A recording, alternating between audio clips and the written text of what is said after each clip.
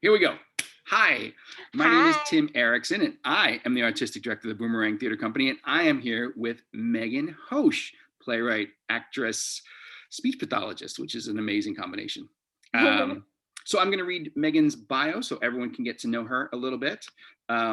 Megan Hoche is a playwright, actor, and speech pathologist. Her plays include The End of the Line, Talk to Me, A Period Piece, and Forever Mom. She is the recipient of the Bauer-Boscher Playwriting Award from Premier Stages, and A Period Piece, her play that we just mentioned, was recently published by Next Stage Press. So you've been busy a little bit lately. That's how it appears. It's a little deceiving. Um, but it's cool because I feel like I had a few years of being really prolific, and I think I wrote like 4 plays in 3 years. Like I was just like on a roll. Well, that I guess to me that's a roll. Yeah, Um, yeah. and I don't know, relatively.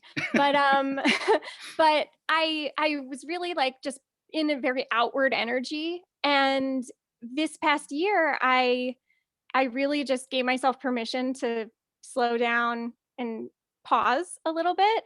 And what's really cool is that I've had a lot of opportunities come my way uh, with without even trying. I guess like that sounds a little nauseating, but I tried in the past, but right now I'm not really doing anything. I wonder if there's value in like just that idea of pulling back a little bit and just Mhm. letting rather than trying to force round pegs and square holes or whatever it might be, Yeah. like just going with the Yeah. flow. And I was mentioning this to you before. I feel like I'm naturally a very disciplined person, and so I know how to force things. Hmm. Like I think like when I've told some people like, "Oh, I really didn't do much writing this year." I feel like sometimes they want to give advice, and that I don't always take advice well because I know it. You know, like not to be cocky, but like I know theoretically how to get myself to sit down and do something I don't want to do. Hmm. But I also know I'm when I live that way, I'm not necessarily like a pleasant person to be around. So this year I really just took stock. I really just, I tried my best to shift and like follow like what I was feeling, like my body was screaming out for. And I really just slowed down, and I it kind of is connected to like almost a philosophy I have in life of the fact that there's a season for everything, Hmm. and sometimes I feel like I'm in a season of writing, and sometimes I feel like I'm in a season of something else. So this year there were a lot of shifts in my life. I got married, I changed my job, dealt with the changes on the job with the pandemic, and I felt like that needed a little bit of attention. And of course I could have forced the writing, but I Hmm. also just love it so much that I don't want to have that relationship with it. Right. So I guess I think I sound a little defensive because I'm like I could have written if I wanted to, but actually maybe I am. But I know that it was a choice. Like I know in my heart that I chose not to drive myself crazy and not to be a maniac, and to just know that it's there for me like in the future. I know I can go back to it. Well, I mean, you also weren't sitting around on your heels, Right. like just doing nothing, for a Yeah. year and a half. Mhm. How how has the pandemic been? I know you talked about your job and the changes there, but like, um, you and John, how did you weather the storm through all of this, like of lockdown and no theater and limited connection to other people? Yeah. Well, I'm an introvert, so there's a part of it that I really liked. But, but yeah, I went through a few different phases because I was I was like freelancing, and then there was a week that I lost like one of my jobs, and then like I got a text on a Sunday night like, "Oh, you have your job again. See you tomorrow." And God. so there was just like a lot of, uncertainty over the summer, Hmm. but I decided to go full time at my speech job, so I do speech therapy. And right now I'm working at a school for kids with a preschool for kids with developmental disabilities Hmm. and autism. And so ever since September, we've been full time. So we went from like being all remote over the summer to then full time doing a hybrid approach. So some of the kids are remote throughout, throughout today. We're still doing that. So job wise, there were just a lot of changes. I think the summer was the hardest actually when I was fully remote.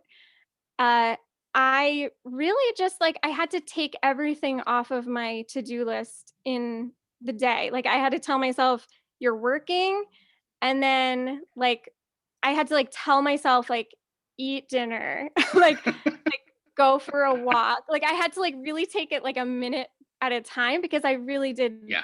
have a hard time with living in a one bedroom apartment and also trying to plan a wedding that sort of happened, but I still don't know if it really did. No, we ended up we ended up I'm pretty sure it postponing did. our yeah, it did. But we ended up postponing our official wedding. So we are gonna try to have a reception this coming summer. Mhm. But we ended up having a small ceremony just for immediate family in Astoria Park. And actually, I don't think a lot of people know this, but that wasn't even official because we couldn't get a marriage license from New York because everything was just shut down. We couldn't get a hold of anyone. So then like a few weeks later, we had a Zoom ceremony. So we're going on our third wedding this year. That's amazing. And we're hoping, this is the Right. one. Um, so your job though, for being a speech pathologist, I know that it must have influenced your play Talk to Me, Mm, which you starred in as well as wrote a couple years back, like 2 years ago, three yeah. years ago now. What's it like to act in your own plays? I don't think I'll ever do that again. No, it was so cool, and I think that was part of the outward energy. I felt like Mhm. I produced a play and that I wrote and I starred in it. Like I just put a lot on my plate for a few years and I fundraised for it and all that. Um yeah, but Talk to Me was really special to me because it was the first play I ever wrote, and it was kind of a natural progression from doing speech therapy Mhm. because I was meeting all of these people and learning about, in that case, it was aphasia that just like really stuck with me. And I felt like I had nowhere else to put it. I had to write it and like create something with it. Mhm. And if it wasn't for that, I probably wouldn't have realized that I like writing and that I like writing plays. So that one like will always have a special place in my heart. But it was very interesting to have the producer hat on and the writer hat and the actor hat. I definitely like dropped my lines more than anyone else in the cast because Wait a minute, how is that possible? You know what they are. you'd think, but I've also edited it, so many times that you Okay. really start to like forget what version Yeah. is real. Um, and then there was also just I had to constantly remind myself to like be present and enjoy it. It almost felt like it's funny because planning a wedding, it was reminding me so much of producing a play. Like I was like, oh my gosh, I'm doing it again, and I'm gonna like star in it. Um, but it really is like orchestrating so much. Mhm. And then on the day, everyone tells you, like, now just be present and now just relax. And so it really was a good way to learn that and, to be kind of forced to figure that out. And it was just like unreal. I'm so glad I did that. And actually, it's kind of interesting because that was the first time Talk to Me was the first time I ever had a reading because I did it. And then Talk to Me was the first time I ever had a production because I did it. But what's interesting is that that year, like I got an offer for a period piece to be produced in New York. So Mhm. as I was working on this play and kind of pushing something out because I cared about it and just wanted to make it happen, I kind of got like handed on it felt like being handed on a silver platter, like, "You don't have to do anything, but we're gonna do it for you." I could not believe, like, it felt so good, and that was just a month later, so that kind of almost was maybe the first lesson in all this that, like, sometimes you push and sometimes you receive, Yeah. Yeah. and I experienced that both in 1 year. So did the production of a period piece, did it happen or did the pandemic sort of put it off? That was actually 2019, so Okay. that did happen, and I was thinking all this year, I was thinking, "Thank God we got." Oh, my cat's There's your making cat. Yeah. um, thank goodness that we like, that I chose 2019 for Hmm. Talk to Me, because I cannot imagine, like, having to reschedule or cancel that, because it was, like, years in the making, Yeah. and I do remember having a thought like, "Oh, 2020 has a nice ring to it. Maybe I'll just give myself an extra year of fundraising." Yeah. Thank goodness I didn't, because honestly, I'd rather reschedule a wedding than reschedule, um, a a play. It's easier to reschedule a wedding than a Yeah, I play. think it would've been way more complicated. That is wild. Um, and so uh, tell me a little bit about, I know we were in Mission to Ditmars together. Mhm. And that was where you started developing the end of the line, Yeah. which has some traction now, right? Like things are starting to happen with that play. What's going on? Yeah, I think so. That play, up until even recently, I think I said this out loud, like, to my husband, that I almost feel like this play I wrote for myself and nothing was ever gonna happen for it. Hmm.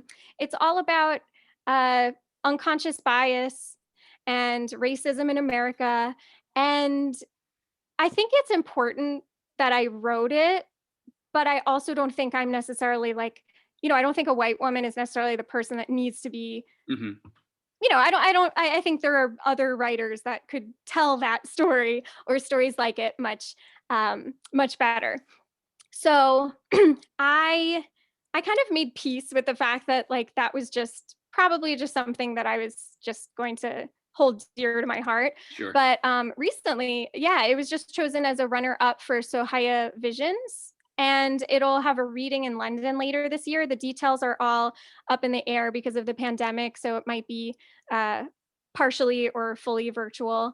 But that was a really nice surprise. Yeah, I bet it was. Yeah.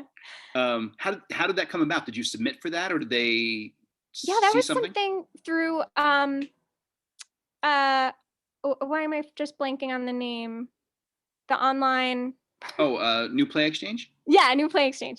I almost said Next Stage Press, and that's the publishing company that's in my head. New Play Exchange, that was, yeah, just, and not even, a company that I really, like, had known much about too, Mhm. but I read the description, and I remember, like, thinking, they might hate me with this cover letter, because I think I said, like, "I can't think of a better company, like, looking at your mission, I can't think of a better company than this play, and I just feel like this is such a good fit." And you know how sometimes you say that, but, like, Right, right, then right. sometimes you mean it? Like, I was really, like, I just put it all out there, and I'm shocked that that didn't turn them off, but I'm hoping that they saw something in there too, and that they care about it as much as I do, so that's exciting. Yeah, it's going to be exciting because the play, for people who don't know, it's about riding on the New York City subway. Yeah. Which And now so, feels, like, so nostalgic. oh my gosh, yeah. I mean, how much have we done that lately? Not very much. But then a company in London would be attracted and excited about that story. Yeah. That I guess there are parallels, obviously, to the London Tube and all Mhm. these things. But Yeah. um, yeah, it's a fascinating sort of analogy that they're attracted to it. That's great. Yeah, I thought about that too, that I don't know if the New York thing would really resonate, Hmm. but I think they do wanna, like, share a wide range of experiences. So I'm glad that they were interested in the New York side of things. Yeah, that's exciting. And so the other exciting thing that happened for you this year so far is the award from Premier Stages. So Yeah. uh, tell us about that. Like, how did that come about?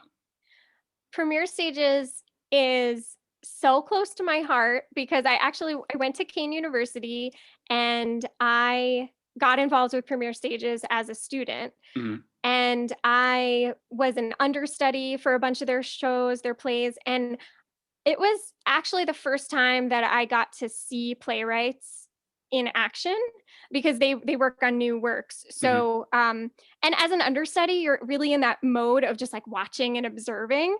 And I think, looking back, I see that I was watching the playwright more than the actors. And, like, I don't think I would have realized that at the time, but I remember just staring at the playwrights and being like, that's cool. And like just seeing how they were like constantly editing, and like they were always taking it in stride, and they always like took feedback so well. And I just remember being fascinated, like that's success, like Right. being that cool headed and being able to roll with the punches that, during a developmental process. Hmm. And so I just was fascinated by them. And also it was just a great experience as an actor too, to get to understudy. It was actually how I met John. I don't know if Oh, you know really? that. No, I didn't know that. Yeah, we were both in a production of Dracula, with Lorenzo Lamas was actually Dracula, Get out and of here. John was his understudy, and then I understudied the female parts. So we had a lot of downtime, and we just got along really well. I guess. Yeah. But that was like, I don't know, 15 years ago. Maybe I'm not making sense, but it was definitely over 10 years ago. Yeah. Yeah. Um, so yeah, that wasn't even like the start of our relationship. That was just like when we met, and then we both like traveled, and weren't in the same city for like 7 years. And then when we both realized we were both in New York, we met up, and the rest is history. Yeah. It's Yeah. amazing. I can't believe he was Lorenzo Lamas's understudy. Yeah. That It is is funny. great. Um, yeah, it's fascinating too. I think, the first time you get to see playwrights working, and it's usually an undergrad somehow, right? Because Hmm. when you're in high school, you're doing musicals or you're doing Yeah. whatever, and it's never anything that's malleable in any way. But then you Hmm. get to watch someone work, and it sort of opens up a box of like, oh, that's possible. Things that, Yeah. because everything else just came to you preformed, and now you see Hmm. someone working on something. And I think that's really when a lot of people get it. Yeah, and I think ever since that experience, anytime I'm reading something, I just read it differently. Like I even remember seeing like a script, like a musical script that I Mhm. just took a second look at, and I was like noticing the stage directions and just thinking like, oh, they chose to write the stage directions in that way. So I Yeah. just think it changed me. Stage directions, I think, are like the hardest part. Oh, of course. Oh my God, yeah. Like the way you see it and the way you try to Yeah, get it across, and then yeah, like without micromanaging every actor gesture, right? right. Like it's Because yeah, with an acting background, like I never really wanted to be like telling the actors what to do every second. But then I also realized, then you're like hearing people read it, and you're like, why are you reading it like that? you're gonna do it so like that. so now I think I've gone in the other direction, and I'm like sarcastically, like I think I just like give way too much. And I'm like, if you want to defy it, it's Right. fine.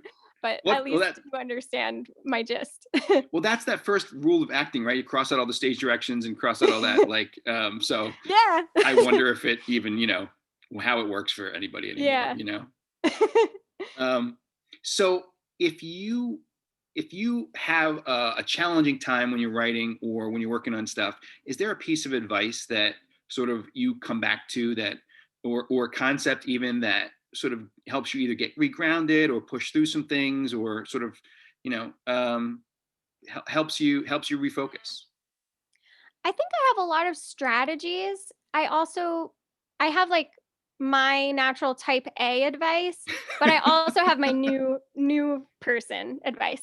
All right. Um so I guess like things that work for me, like in general, actually walking away really Hmm. helps. And I like to type when I'm writing plays, but whenever I get stuck, I like to journal. Okay. And I just think like there's something about really like just letting your hands go that just like kind of brings you back into your creativity. So Hmm. sometimes I'll just journal about like, I don't know what the heck is going to happen in this Right. play, or I don't know like who is this character? Like, why did they come into the play? And I just kind of like let it be, like a dump. And a Hmm. lot of times I've found answers by doing that, even if it wasn't like immediately apparent. So there's that. And there's also the other like type A advice, I guess, this is super type A, but I am like a fan of the Pomodoro technique where What is that? you set, and I'm probably going to get the times wrong because I've changed it, but like you set a timer. I think there's different ways you could do it, but how I would do it is like set a timer for like 45 minutes, Hmm. and then you have to sit there. Like you have to be actively trying to write. Okay. And then like no matter how bad it is, no matter what it is. And then when that timer goes off, you set like a 5 or 10 minute break timer. Mhm. And then so like you have to walk away. And it's just like really telling you like you have to take a break, even if you're like on a roll. And then after that, you do another round, and you could go for as many rounds as you want. But there's something really freeing about knowing like, okay, the timer didn't go off yet. So I don't have to answer the phone. I don't have to check that email. And Yeah. like just mentally, I think that that really helps just structure the Mhm. time. But like I said, I'm not disciplined anymore. Right, that's the old Megan. This is So yeah. forget that. Um, I so what's interesting this year, honestly, I think I only wrote, like creatively wrote, like worked on a play Mhm. one day, like all of 2020. No, Wow. wait, since March, since Okay. like the pandemic hit. Right. So most of 2020. I have done like a lot of journaling and like a lot of other things and editing. Of course, like you know, I've had a few readings this year, so I've of course like done what I needed to do for that. And Right. Right. when I had the publishing offer, there was a lot, you know, I was like every day sitting in the chair, just like, how can I make this page better? You know, like every single day. But aside from that, like just creatively, like trying to finish the last play I started in Mission to Ditmars, I only had one writing day, and I waited until I was like bursting to write. And I didn't even really know if I knew what to write, but I just had the urge. Mhm. And I sat down, and luckily I had enough time that day. I think it was probably like 4 hours of just straight writing, Wow. because it was like living in the back of my head for like half a year. And it's not, I finished the play that day. It's not like, it's not fully like complete, you know, obviously Mhm. in my eyes, like it really, I need to go back and, you know, work it. But I was thinking afterwards that I'm grateful that I waited until I was ready, because if I had just tried to force out pages in March, um, I think it might have gone somewhere else, you know, Mhm. and maybe I would have ended up writing it and then gone back and like changed it all anyway when I was Yeah. truly inspired. Um, so that's kind of like my new way of doing things. Although I will say my more recent structure, like in the last few years, that allows me structure, but allows me freedom, is I'm really big into cycle syncing and like cyclical living. Wow. And this is like I could talk about this for hours, but I won't. All Um, right, let's do it. this is like there's one way to look at it, and that's the hormonal fluctuation of, you know, in for females.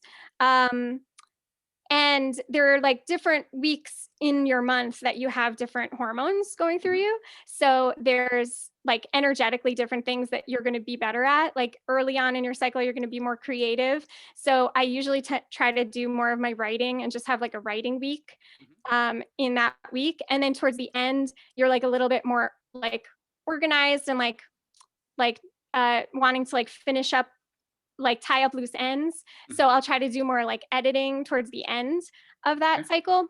But it is something that anyone can do, whether you menstruate or not. And it's like some people like sync to the moon. And so on the full moon, they'll like be really, you know, doing like the big energetic stuff. And then like in the second half, as it's waning, they're like, you know, getting a little bit more into detail oriented tasks. Mhm. So I would say that in the last few years, that structure has really helped me, because there is a structure to it, but it's also, it gives me that freedom. Because like I know you said this before, like having a little bit of like just resistance, like there's like a little like brat inside of me Oh my that God. like Yeah. that's just like no. I don't want to. And so there's something about like knowing that next week isn't going to be exactly the same as this week, Mhm. that makes me feel like, you know, that it's not a that it's not a chore and that I don't hate it. Yeah. And I can look forward to it that way. So I think I kind of told you too many things, but No, that's I tried to perfect. This is cover my amazing. bases. No, this is great. Did the cycle structure, how did it come to you? I mean, like, obviously there's an obvious way that it came to you probably, but like in discovering, sort of working this system out, did you, was there a bunch of trial Hmm. and error about like when to write and when to journal and when to edit and when to focus on different things? Um, yeah, I looked into it because health wise, I was looking into like balancing my hormones Hmm. and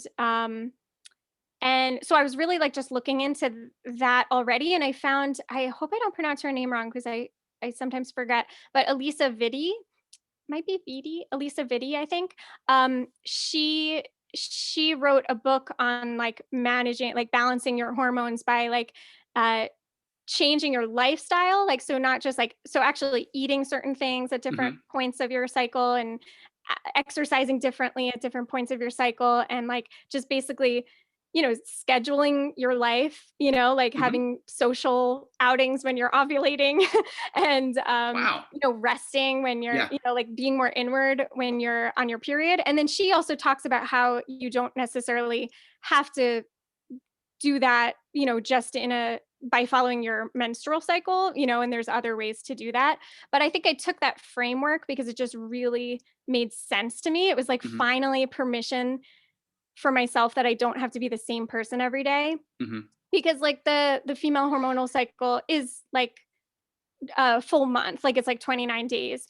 And for a man, like the hormonal cycle is 24 hours. And so like, and That this is like explains so much about my life. Oh my God. hormonally, like, of course, there's lots of gray area, but hormonally, like a man would typically just kind of like have a lot of energy early on, and then like it would wane throughout the day.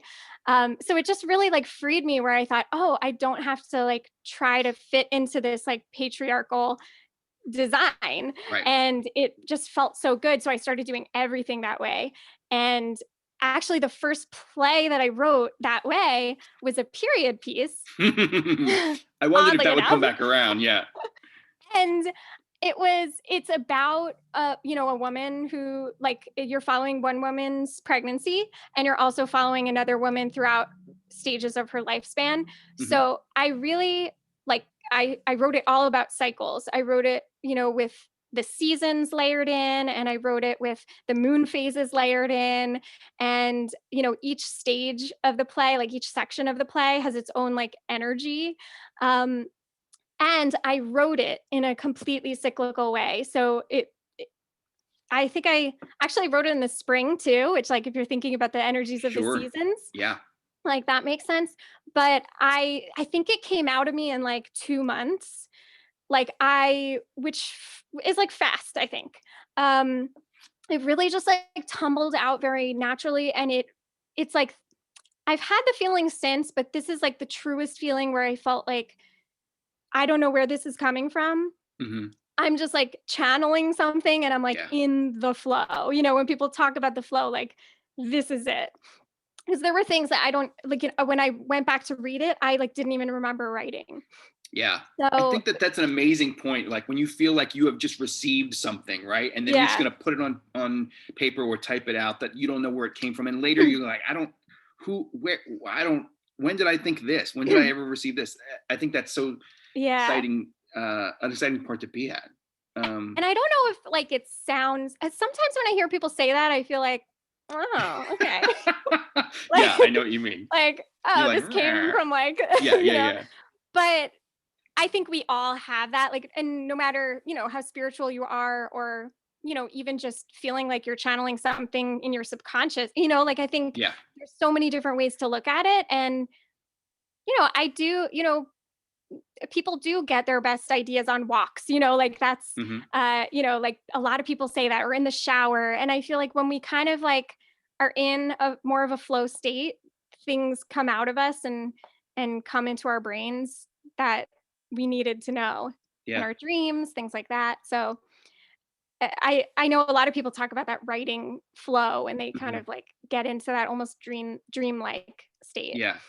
I think it's interesting too, the way you talk about the cycle thing as, and I'm going to paraphrase it, but so correct me if I'm mishearing it, and straighten me out. It sounds like there's a lot of permission granting in a way, like that Hmm. it allows you to be whatever you want or need to be in a moment that is not guided by what's supposed to look like or what Yeah, it's so changeable. that is so true. And I think coming from like this like disciplined, just natural disciplined Hmm. energy, at first I wanted to like follow it to a T, and figure Right. out like, okay, I have to do this because this is this day. And I think it just takes some time to like experiment with it. But I feel like now one of the reasons why I've like given myself so much slack this year is because even if I like call it my writing week, there are other ways that I have been creative. Like I'm being creative for my job, and so I just kind of tap into that, and like I'm aware, like, oh, I have creative energy this week, Hmm. or like right now, and I just try to pay attention to really like my body and like what my body is telling me. I think that's one of the biggest things that I've learned to do through following the system is just really not going into a day with like any real expectation, like being willing Hmm. to shift based on like outward or inward uh feelings, I guess. It's such a hard thing to learn, I think, too, because I'm a little bit type A as well. My wife would say very type A, but people make lists and we have expectations about, we start the day Mhm. and we need to get this done, and there's Yeah. deadlines and there's tasks, and when you miss a deadline or you miss a task or you don't feel like you got it completed all the way to your degree, there's an element of, I mean, shame is the wrong word, but like beating Mhm. yourself up about, what the fuck why didn't I do this or Yeah. that, and like to be able to release some of that and know that it, go with the flow, or the expectations are that you stay true to yourself more than it is to a piece of paper that you wrote some things down, like. Yeah. And I'm a list maker like by just nature. Yeah. And like even I think it was like maybe like 12 years old that I started just making long-term and short-term goals and actionable steps. Like it's so ingrained in me that it's Hmm. really like an addiction. And actually trying to live this way, I came up with this, I think, but I decided that the week that I was designating my resting week, I was going to try not to make any to-do lists. And I was just going to tell myself if something came up, I would either do it or I would trust that I would remember to do it. Like that it would come, like if it was important enough, it would come back up. Uh-huh. And I did not do this perfectly. There were times where I was just like, I just have to write it down. But but like it was shocking to me when I realized how hard it was for me that to get through even like a weekend, even like a few days without Hmm. making a list. And that's when I realized like maybe this is something that's not healthy because when you realize something is like addictive, that's when you start to question, is this actually helping me Yeah. or hurting me? So I think that it's given me permission to, or even just the awareness to realize when I am I making a list because it's helpful or am I making a list because I'm being neurotic? And, like if I write meditate on my to-do list, like that's when I know, like you gotta drop the pen. Like the Yeah. other day, actually, John caught me. I I was reading a book for fun. It wasn't like, because Right. I've been trying to think like, what do I like to do? Like I need to have like more things in my life that are creative without like, being forced, Hmm. like just things that I enjoy. So I love reading mystery novels, and I just decided like, you know what, I love the feeling of curling up in the middle of the day and reading a book.